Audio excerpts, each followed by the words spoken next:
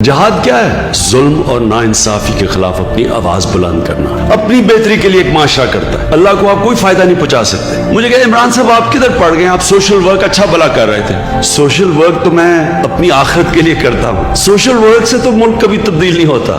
Change political آتا ہے۔ یہ سمجھنا کہ ہم چپ کر کے بیٹھے رہیں گے اور کوئی شارٹ کٹ ہے کہ ہم ایک دم اٹھیں گے تو چینج آ جائے گا، ایسے تو چینج نہیں آتا۔ اب سب کو پولیٹیکل ہونا پڑے گا۔ میں جب جاؤں نہیں جی میں سیاست میں نہیں، میں غیر سیاسی ہوں۔ غیر سیاسی تو جانور ہوتے ہیں۔ آپ نے نیشنل جیوگرافک یا اینیمل پلانٹ دیکھا ہوگا، ہزاروں ہرن کھڑے ہوتے ہیں، ایک کمزور سا چیتا جا کے پکڑ لیتا ہے ہرن کو، سارے باقی غیر سیاسی اپنی جان بچا کے بھاگ رہے ہوتے ہیں۔ اگر انہوں میں سے 10 بھی کھڑے ہو کے چیتا پہ حملہ کریں وہ بھاگ جائے، لیکن وہ سارے غیر سیاسی ہوتے ہیں۔ یہ کہ آپ کے ملک میں ظلم اور ناانصافی ہو رہی ہو، غریب بیچارہ مر رہا ہو، خودکشیاں کر رہے ہوں لوگ، اوپر آپ کے سارے مجرم حکومت کر رہے ہوں، ہم جی غیر سیاسی۔ ایرسٹوٹل نے 2500 سال پہلے کہا، اس نے کہا اگر معاشرے میں ظلم اور ناانصافی ہوگی ہر شہری سیاست میں حصہ لے گا۔ پھر اس نے کوالیفائی کیا، سوائے 2 طبقوں کے، ایک بزدل اور دوسرا خود غرض۔ یہ 2 چیزیں ہیں جو معاشرے کو غلام بناتی ہیں۔